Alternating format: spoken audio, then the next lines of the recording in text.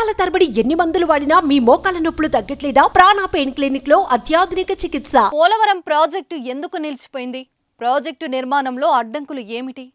పనులను తిరిగి ఎలా ప్రారంభించాలి అనే అంశాలపై అంతర్జాతీయ నిపుణుల బృందం పరిశీలిస్తుంది.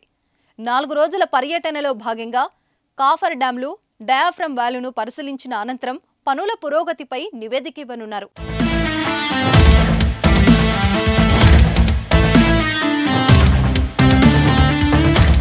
పోలవరంలో కీలక సాంకేతిక సవాళ్లను పరిష్కరించేందుకు అంతర్జాతీయ జలవనరుల నిపుణుల బృందం ప్రాజెక్టును పరిశీలిస్తోంది.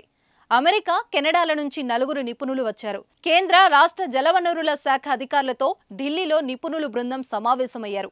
అనంతరం రాత్రి రాజమండ్రికి చేరుకున్న నిపుణులు పోలవరం ప్రాజెక్టు వద్ద అధికారులతో భేటీ అనంతరం ప్రాజెక్టు సైట్ను పరిశీలిస్తున్నారు. అధికారులను అడిగి ప్రాజెక్టు వివరాలు తెలుసుకున్నారు. కెనడాకు చెందిన 4 నిపుణులు శనివారం ఢిల్లీకి చేరుకున్నారు. నేటి నుంచి వారు పోలవరంలో తమ పని ప్రారంభించారు.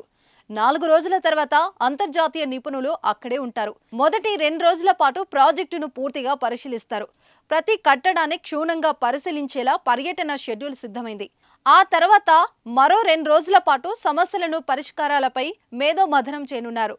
ఇందులో పోలవరం ప్రాజెక్టు అథారిటీ ముఖ్యులు, కేంద్ర జల సంఘం నిపుణులు, CSMRS సంస్థ ప్రతినిధులు, వాప్కోస్, భావర్, కెల్లర్, మేఘా కంపెనీ ప్రతినిధులు, అంతర్జాతీయ డిజైన్ సంస్థ అఫ్రీ ప్రతినిధులు ఇందులో పాల్గొంటారు. ఆ తర్వాత నైపుణ్య ఏజెన్సీలు, నిపుణులతో అంతర్జాతీయ నిపుణుల బృందం చర్చించనున్నారు.